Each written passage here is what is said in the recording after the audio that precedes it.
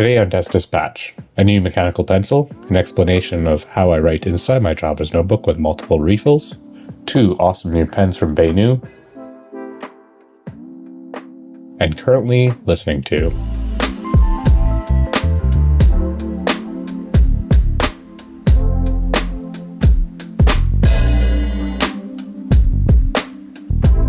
Welcome back to Desk Dispatch, a place where I discuss analog tools and routines, as well as digital minimalist approaches, all in support of an analog lifestyle. Let's start with digital minimalism, tricky in our age where there's modern convenience of access to digital devices at all times. One of the most tricky ones to navigate, of course, is this guy here. It's so full of information and accessibility to a lot of different things, and one of the most transformative things, I would argue, in recent human history. But like most transformative things, there's pros and cons. The pros is the quick access to information and availability and the connectivity that comes with it. But the downside, I think, and a lot of studies have shown, is the addiction to the phone, to the smartphone, and the ease with which the addiction seeps in. If you're anything like me, it's easy to pick up your phone intending to do one thing, and pretty soon you find yourself doing something completely different, engaged in otherwise stimulating and perhaps non-skillful things. I find myself doom scrolling on things like Instagram Reels so quickly that I wonder how I even got there sometimes. It's so easy to give your attention away. I decided to tackle this habit of a digital minimalist approach in service of something that was a lot more skillful. I'm not getting away from my phone anytime soon just because of the connectivity that's required of me for work, and perhaps a little bit through this channel here as well. So I decided that if I'm going to be on my phone, I wanted to pick apps that would be conducive to a meaningful and intentional approach with how I was using my free time and my phone. It's so easy in one's boring moments to pick up the phone, check your Gmail, go on the internet, and get lost into a whole bunch of different things. So I wanted to flip the narrative with, yes, that intentionality, but if I was going to drift away, I wanted to pick an app that would be really useful to me. And so I went on a search, and I found an app called Brilliant. I fell in love with this learning app. I reached out to the folks and they were kind enough to sponsor this video today. And I want to share a little bit more about why Brilliant just really clicked for me and how it might be helpful for you. Brilliant is a learning app that's designed to be uniquely effective. I love my textbooks, and I'm also a visual thinker. And what I found this app does so well is take concepts that I'm studying right now and puts it into a digestible, conceptual format where I'm problem solving with visuals in real time, while also learning about the concepts behind some of the subjects that I'm looking into. Brilliant has many courses available covering maths, sciences, programming. There's new courses that are being evaluated all the time and being added to its catalog. All the content on Brilliant has been created by an award-winning team from Google, Stanford, Caltech, so on, from researchers, teachers, and professionals. It is validated courses and material that you are digesting. In particular for me, I suck at basic math, but for some reason I was really fond of abstract math like calculus. I did a whole bunch of it when I was a teenager and into my 20s for some of the coursework that I was doing, but then I completely forgot about it, and recently I picked up my calculus textbook and I've been just kind of going through it again. But I've been finding it really hard to actually just sit down and work through problems, which is what the Brilliant app does so very well, is give you problems, but also puts it into a format where I can refresh myself very quickly. The other thing that I'm really interested with the Brilliant app is the electrical engineering course. I have been wanting to refresh myself on some of the electrical concepts about how circuits are made. And the app does it in a uniquely different way where you're getting to the concepts, but through a visual step-by-step breakdowns as you work through the course material. What I found interesting about Brilliant is that it starts you with mastering the foundations and then slowly levels you up into more challenging problems. You can learn at your own pace, or be as aggressive as you want, or take as many courses at the same time as you want. For me, one of the things that the Brilliant app is so brilliant at, instead of doom scrolling, I could be scrolling through courses, through material, through fun games that are interactive while learning, and in service of something that's a lot more skillful and meaningful for me. It's actually cultivated into a daily habit where I'm taking minutes within my day, digestible little 5-minute chunks, and if I find myself reaching for the phone, I'm very much inclined to jump into Brilliant and work through a quick section of course material. I like the fact that it is also accessible on computer, so if I do have little breaks throughout the day, I will find myself logging on and just doing a quick 5-minute learning. Now, I've been really enjoying the app and I thought I'd share it all with you. If you're interested in checking it out for free, click on the link in the description below or on the QR code over here. And if you like what you see in the free version and want to sign up for the premium version, Brilliant has also offered 20% off for you through the link and the QR code. Let's jump over to the desk and take a look at a couple of the new pens that BENU has sent me, as well as my mechanical pencil that I've finally settled on.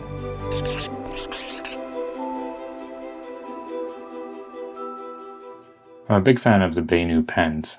They are a unique aesthetic with a lot of character for a fountain pen, and a lot of thought goes into the design of each of these pens by BENU, and the aesthetic tends towards more bright and loud, and there's varying degrees of bright and loud in there, but I love their pens. They're very well designed as well, very functional.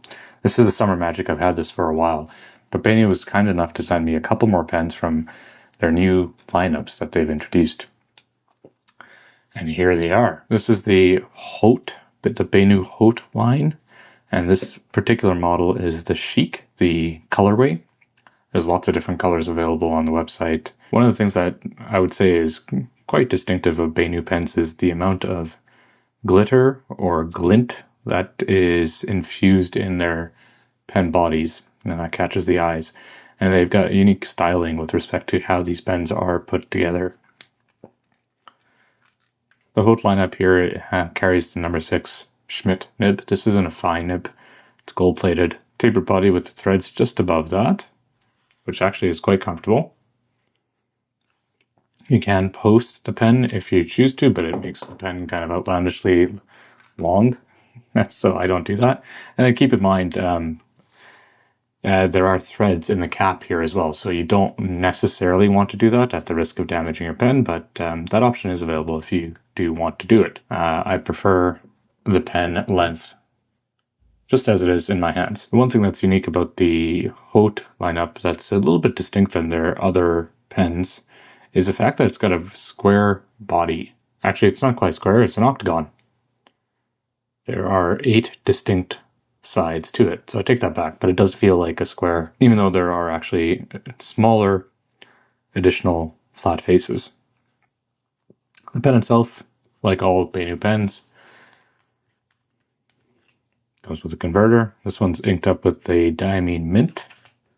This is one of my favorite pens from BENU now. This is in their Tribute lineup, and the BENU Tributes are tributes to various famous folks, various characters, various things, events, scenarios. This one in particular is called the Hanya in the Tribute lineup. It is a beautiful, gorgeous pen, and I don't think the camera is going to do justice to this.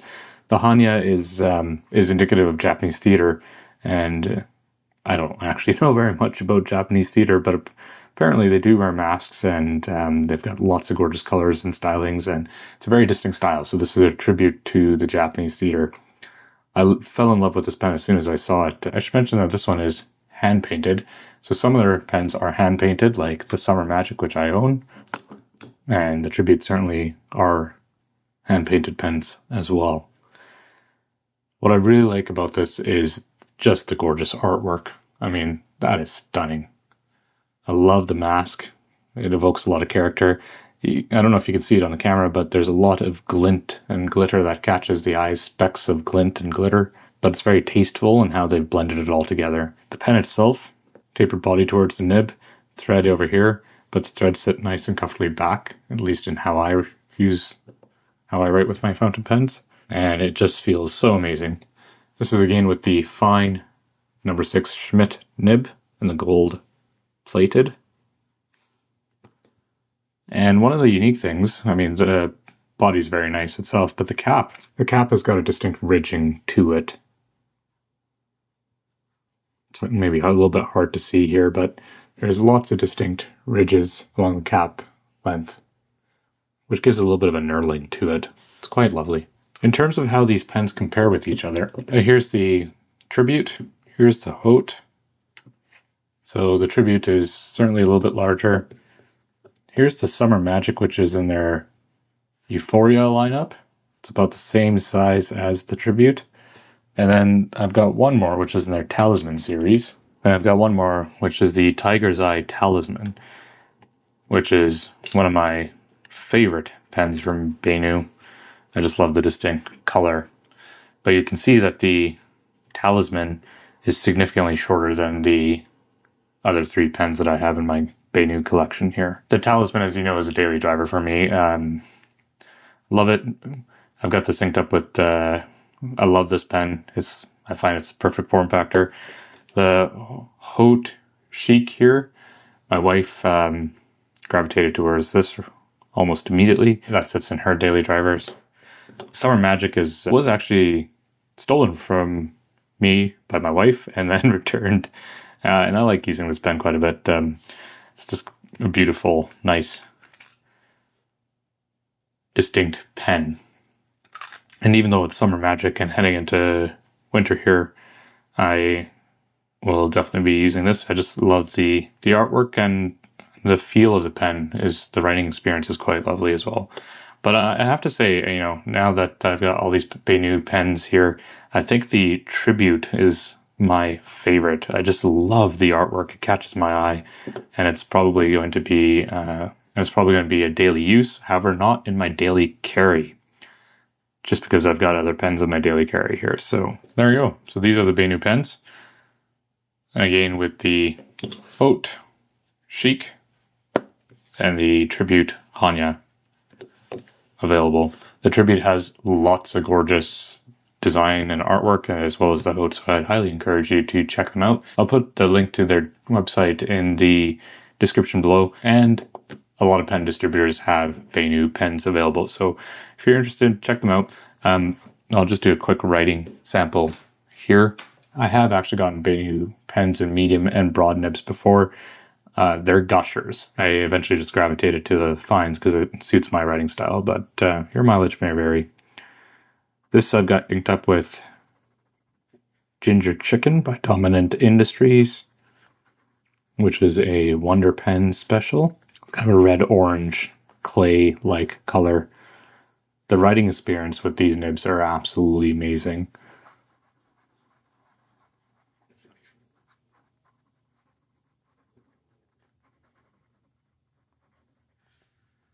And, you know, aside from the great artwork and aesthetics, I have to say that I just love writing with the BENU pens.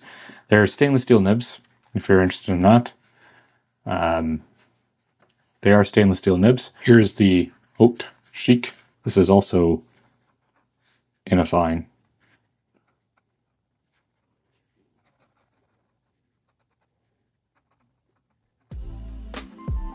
Beautiful pens, lots of fun to write with.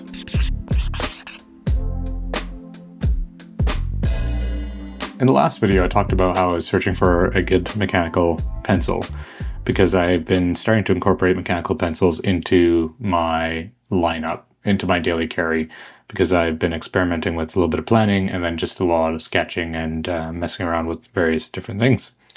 Wilson, who's a good friend of mine, was kind enough to lend me his Rotoring here, but he also spent a good half an hour just taking me through his vast mechanical pen collection, everything from Pentals, Kuratogas, pilots, retractable tips, and non-retractable tips.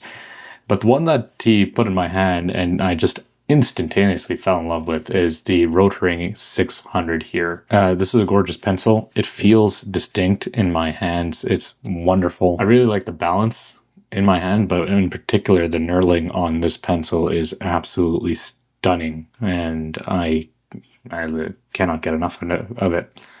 I was debating between the 0.5 and the 0.7, but when Wilson put the 0.5 in my hand here, it felt incredible. This is his pencil, and it gave me the opportunity to try out other pencils as I've been exploring here. I want to show you the 800, which I currently have in my possession, and tell you why I didn't like it. There's a couple of different distinct things between the Rotoring 600 and the 800 here. Right off the bat, there is this twist knob up here, on a 600, which indicates the type of lead that's being used. Over here, the twist knob on the 800 actually pushes out the tip. Like that. And then, of course, you click away and you write with it. I was thinking about the 800 for the retractable tip just because I didn't want to stab myself, and I was really paranoid about dropping the pencil on the exposed rotoring tip over here and bending it. Luckily, I haven't had that experience yet just because of how I use my rotoring, which I'll get to in a second. But the 800 balance in the hand is very back heavy to the point where I'm constantly fighting, trying to lean it forward, and I feel, for my writing style, it just wasn't suited. Otherwise, this would have been the one. So I've read lots of reviews on the internet about how the tip wobbles over time just because of the retractable nature. In the week that I've had this, I haven't had that experience, but again, your mileage very, very distinctly for me, the 800 adds a lot of weight. I just do not like the back heaviness of the pencil itself. So this is unfortunately not a keeper. And I was very happy to go back to the 600. The 600 comes in lots of different colors. The 800 does not. Because this is Wilson's and I have to return it, I love the look of the black. It's very chic. It's very modern. Oh, I should say the other thing about the 600 and the 800 is the hexagonal body here. So it's not going to roll on you, on your desk. The clip is nice and strong and sturdy. And then on the back here is an eraser. So that being said, I decided on the 600 and I ended up going with the gold color because I was looking for something a little bit distinct from what Wilson had, but also just something that might suit the aesthetic that I have on my traveler's notebook, which is where the pencil resides at all times. These are aluminum bodies, so it won't develop the same patina as my Kaweco Brass Sport here. The gold in certain lights almost seems a little bit silver, but most times it's quite distinct, and in sunlight its gold nature really sticks out. And the aesthetic on my traveler's notebook, I think, matches very nicely. So that's why I went with the gold. And what I've been doing with my pencil here, other than sketching little things here and there, is just been messing around with some of the time block methodology that I am starting to introduce into my planner system here, right? So just some things like this where, I'm writing down the time and just blocking time off for certain things. But I also love sketching with this pencil. It feels so amazing. It's really good in the hand and makes me feel like I'm more of an architect, designer, and sketcher than I actually am. I love how this pencil feels. There are some downsides compared to other pencils. The Kuratoga's, as Wilson was telling me, rotates the lead as you click it through, so you always maintain a sharp point. The Rotoring does not. The Rotoring also has this exposed tip, as I was mentioning there, so if you do drop it, this pencil will be prone to bending that tip or breaking it, so you've got to be careful from that perspective. Again, how I use my pencil, that's going to be a non-issue for me. Those are a couple of quick downsides, but there's so much upside to this pencil. The feel of the pencil, the knurling just makes it feel so distinct, and I love the weight of the Rotoring in my hand and how it looks, feels, and the writing experience or the sketching experience is just so wonderful. And you might be sitting there going, Frank, a pencil is a pencil. How much can the writing experience differ? I get it. Just like all things stationery, it's very subjective. There's a lot of bias and aesthetic that one gravitates towards.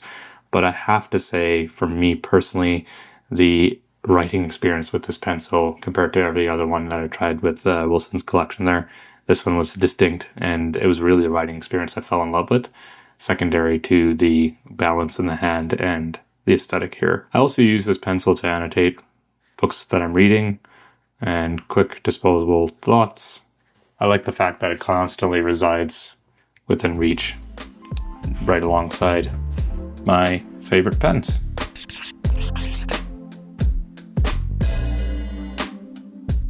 Now, speaking of the Traveler's Notebook, I put up a video recently about how much I just love this guy. There were some questions about how do I write with the notebook, given the fact that there's multiple notebooks, and there was some concern with respect to just the left side of the page and the non-flat experience? It's a very good question, and I had some similar trepidations in the early days when I started using this. But the way I've got my notebooks laid out inside the Traveler's Notebook largely mitigates that. When I'm writing in my monthly planner, I'm not doing long writing sessions. And yes, there is a distinct differential with respect to the surface. And whenever I want to write for longer, I take the pen clip off and just set it to the side. But you're right. On the left-hand side, nice and flat. On the right-hand side, there's a curve. The lack of a lay flat nature is kind of distinct. So I do carry this page anchor, as I mentioned in that video there as well. It keeps the right side down. I write on the left-hand side, and then I go over here and I write on the right-hand side. So there's a little bit of a curve. In my monthly planner, I don't spend all that much time here, so I could care less with respect to how that feels or looks, really. I mean, that's just my aesthetic and how I use it. So the monthly planner stays in the left of my Traveler's Notebook. Now, when I get into the middle of my Traveler's Notebook, the weekly memo, which is a very frequently used planning system, I do actually use quite a bit. And because this is in the middle of my notebook, that lack of lay flat nature is largely mitigated. Yes, it bends towards the middle of the notebook and the refill, but as you can see here, it gives me a very distinct, nice flat surface. I don't mind with my writing style, getting into the middle here and writing into that space. It doesn't feel out of sorts for me in terms of how I write and the intent of the notebook here as well. And then again, same thing on the left-hand side here as I'm writing into the space. Feels very fine. Now, where I do a lot more long-form journaling is in my Midori notebook over here. And again, the way I've balanced the Traveler's Notebook, the right-hand side has got the same depth as the left-hand side. And so when I'm writing, and the Midori notebooks are great because they're lay flat by design, even though it has a little bit of a slant or a bump depending on where you are within the book, within the notebook, it's largely mitigated. And I find that the writing experience is very seamless in here because of the lay flat nature of the notebook. And it does feel, yes, raised on the left-hand side with all those other notebooks there.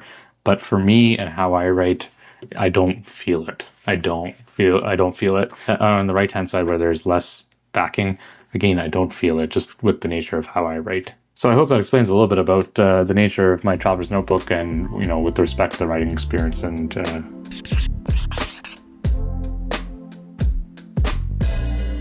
as I've been exploring my father-in-law's record collection, I've been just discovering some really amazing music. These are all first pressing records, which is also really cool. One of the things that really caught my eye and my family can't get enough of is listening to this record by Bruce Cockburn over and over. This is Stealing Fire.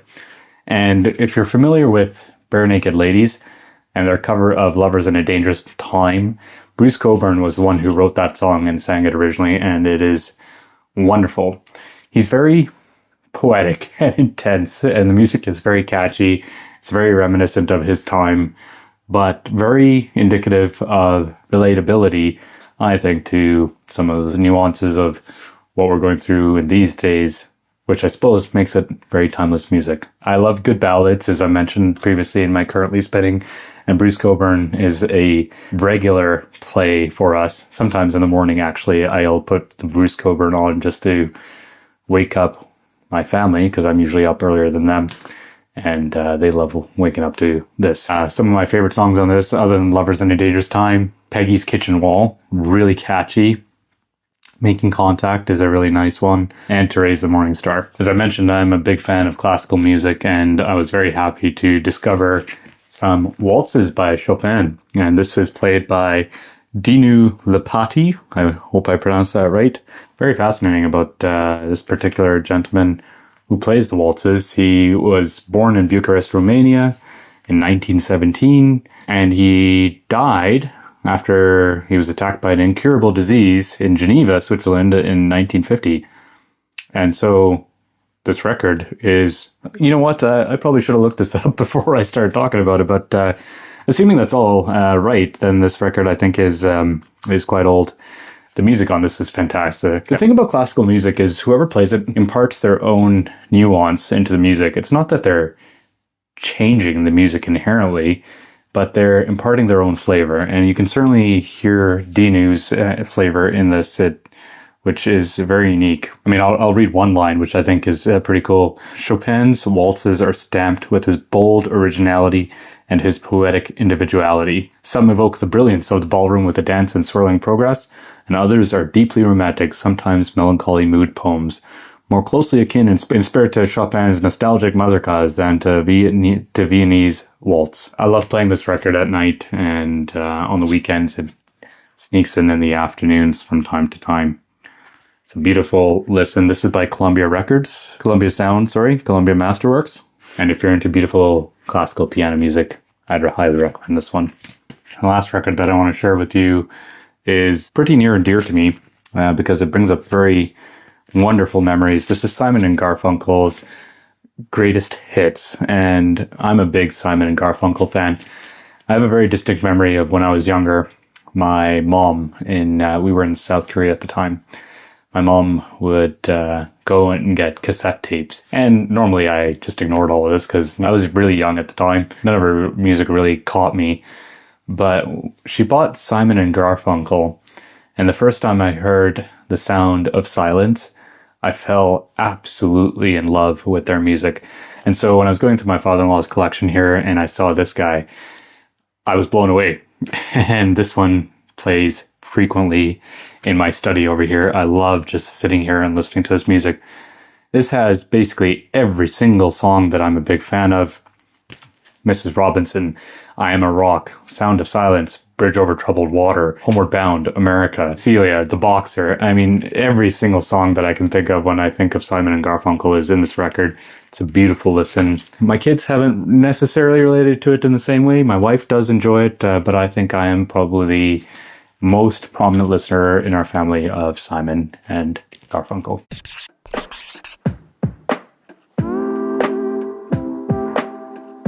Before we sign off this desk dispatch, I wanted to thank everybody who signed up on a survey with respect to some of the analog lifestyle video topics that you're interested in. I put up a few at the time. This was about covering the digital desk setup that I have in the study over here and the study itself, which I will do. But the other one that people were really interested in was the analog evening routine that I have. I'm going to put up an analog evening routine video somewhere towards the tail end of November, early December. And then the study walkthrough here in this room, I'll put up in the next month or two as well. But if you've got any other analog lifestyle ideas you're curious about or you want me to explore, feel free to put them in the comments section below. I would love to hear your thoughts with respect to what you think I should go exploring, or if you're interested about anything that I've shared in my channel here that you want a bit of a deeper dive, let me know in the comments section below. Other things coming up in future desk dispatches. I'm going to tease this today. I just got this in the mail. This is the Lord of the Rings Ferris wheel press set. I'm just showing the one pen and the ink box here. I haven't opened this and I want to do this on video. I'm probably going to do this with my wife because she and I are big Lord of the Rings fans. The books and especially the movies, which I think stand the test of time. My kids really love the Lord of the Rings movies as well. The extended editions, of course, with all the special features, and we make an annual pilgrimage of a video marathon going through that, which is coming up in the next couple of months for us as well. This was kind of weird how this all worked out, and I'll share a bit more when I do a deeper dive in an unboxing in a future video here. But one of the funny things about seeing this from the Ferris wheel press company was the call to Lord of the Rings. The fact that I saw it and I flipped it over to my wife. This was a Kickstarter campaign. I wasn't intending for us to buy it and put down the amount of money that we did, but we did. And I can't remember which of us did it. I'm pretty sure it was my wife who said, yeah, let's do it. And she did it. And then I went, oh, okay.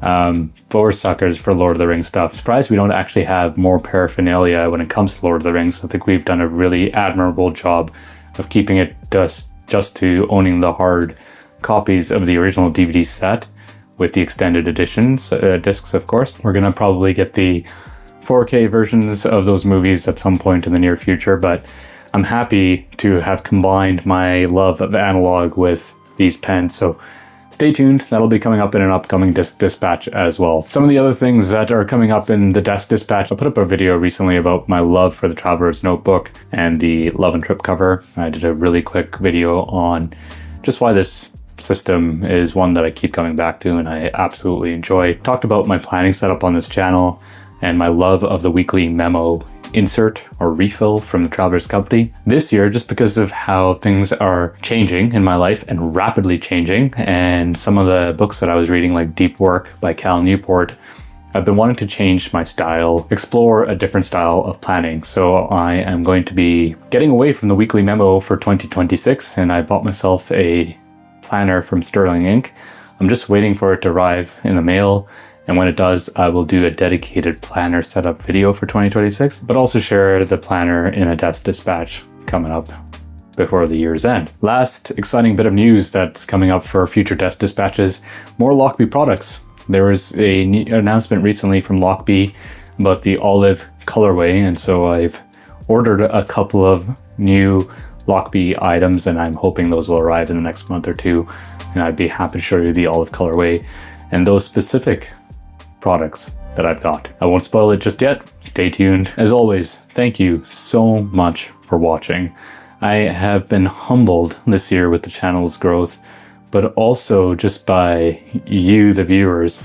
I feel very blessed to have such a wonderful community of folks who are very kind and thoughtful in your comments and the commentary with each other, and very supportive. I'm honored you take time out of your day to watch my content. I tend to ramble on these longer Desk Dispatches, and this was always a creative exploration for me, and I'm glad that you're finding, and I'm glad that you're finding some resonance in some of this content here. Take care and have a wonderful day. Bye for now.